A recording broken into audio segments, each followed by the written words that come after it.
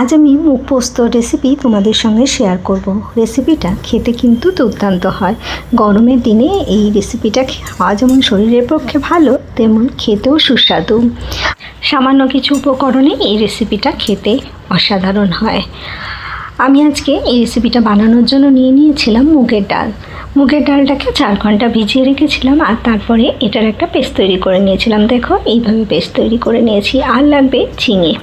আমি এখানে 2টো ঝিঙে নিয়েছি আর ঝিঙেটার খোলাটা আমি ছাড়িয়ে নেবো আগে। খোলাটা ছাড়িয়ে নেওয়ার পর এটাকে আমি একটু বড় টুকরো করে কেটে নেবো। দেখো ঝিঙের খোলা ছাড়ানো হয়ে গেছে। এবার এটাকে আমি একটু বড় বড় করে কেটে নেব। আর এই রেসিপিটাতে আলুর কোনো ব্যবহার হবে না, একদম নিরামিষ একটা রেসিপি। এটা দেখো এইভাবে কেটে নিচ্ছি।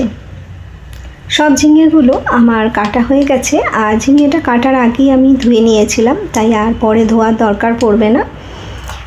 আর লাগবে এখানে পোস্ত। আমি একটা জারের মধ্যে, মিক্সার জারের মধ্যে নিয়ে নেবো এখানে পোস্ত। আর পোস্তটাকে প্রথমে শুকনো অবস্থায় একটু ঘুরিয়ে নেব। শুকনো অবস্থায় ঘোরানোর পর একটু জল দিয়ে একদম মিহি একটা পেস্ট তৈরি করে নেব। আমি এখানে প্রায় 3-3.5 চামচের মতন পোস্ত ব্যবহার করেছিলাম। আমি যে মুগের ডালটা পেস্ট বানিয়েছিলাম তার মধ্যে অল্প একটু নুন দিয়ে দিলাম। দিয়ে এটাকে একটু ভালো করে ফেটিয়ে নেবো। আর ভালো করে ফেটানো হয়ে গেলে এটা আমি বড়া ভেজে নেবো। আর এগুলো ভাজার জন্য কড়াই আমি দিয়ে দিয়েছিলাম সর্ষের তেল। সর্ষের তেলটা কিন্তু খুব ভালো করে গরম করে নিতে হবে। খুব ভালো করে গরম হয়ে যাওয়ার পর গ্যাসের ফ্লেমটা মিডিয়ামে রেখে বড়াগুলোকে ভেজে নিতে হবে। বড়াগুলো যাতে ভেতর থেকে খুব ভালো করে ভাজা হয় তার জন্যই গ্যাসের ফ্লেমটা কিন্তু মিডিয়ামে রাখতে হবে। আর এইভাবে ছোট ছোট করে বড়াগুলোকে আমি দিয়ে দিচ্ছি। আর দেওয়ার পর এগুলোকে উল্টে পাল্টে আমি একটু লাল করে ভেজে নেব। ভেজে নিয়ে এটাকে আমি তুলে নেব। তুলে নেওয়ার পর এই একই তেলের মধ্যে কিন্তু আমি রান্নাটা করে নেব। গরমের দিনে বেশি মশলাদার খাবার খেতে আমরা পছন্দ করি না। আর এই গরমের দিনে যদি এইভাবে একবার মুগ পোস্তটা বানিয়ে খাও তাহলে দেখবে আর কিছুই খেতে ইচ্ছা করবে না, শুধু এটা দিয়েই কিন্তু খাওয়া হয়ে যাবে। দেখো বড়াগুলো আমার ভাজা হয়ে গেছে আর আমি সব বড়াগুলোকে কিন্তু তুলেও নিয়েছি। আমি যে তেলটা এখানে ভাজার জন্য নিয়েছিলাম সেটা আমার অনেকটাই বেশি ছিল। এতটা তেল আমার রান্নার জন্য লাগবে না, তাই এটা থেকে আমি চামচের সাহায্যে তেলটাকে একটু তুলে নিচ্ছি, কারণ এই রান্নাটা করতে খুব একটা বেশি তেলের প্রয়োজন হবে না। দেখো এই যে এই তেলটা রয়েছে এর মধ্যেই আমি কালো জিরে ফোড়ন দিয়ে দিয়েছিলাম আর দিয়ে দিলাম কাঁচা লঙ্কা।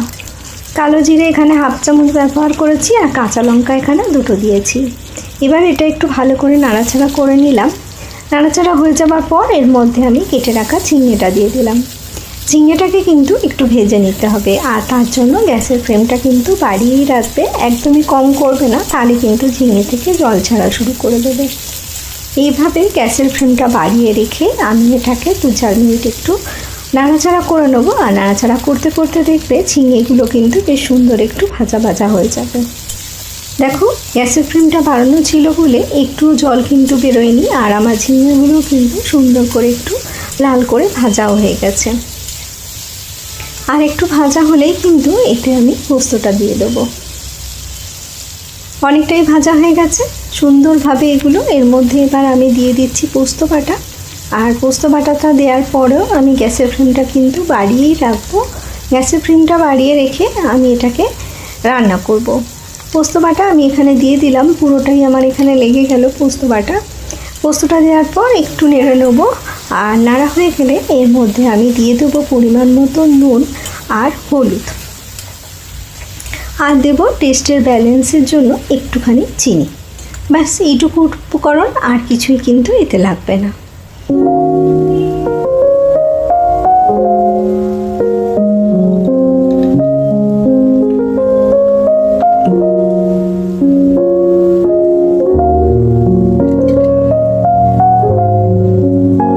চাইলে তোমরা এখানে আরও 2টো চেরা কাঁচা লঙ্কা কিন্তু অ্যাড করে দিতে পারো।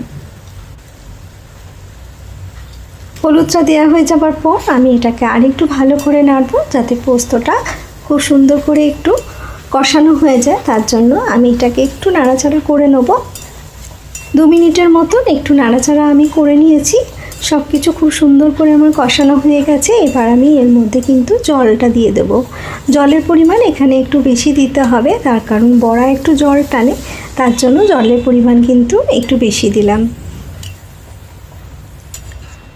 জলটা দেওয়ার পর গ্যাসের ফ্লেমটা বাড়ানোই আছে। যখন একটু ভালো করে ফুটে যাবে, দেখবে 1 মিনিট একটু ভালো করে ফুটে যাবে, তখন আমি এর মধ্যে বড়াগুলো অ্যাড করে দেবো।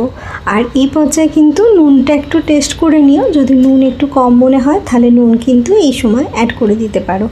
দেখো ঝোলটা আমার খুব সুন্দর করে ফুটে গেছে। এবার আমি এর মধ্যে ভেজে রাখা বড়াগুলো অ্যাড করে দিলাম।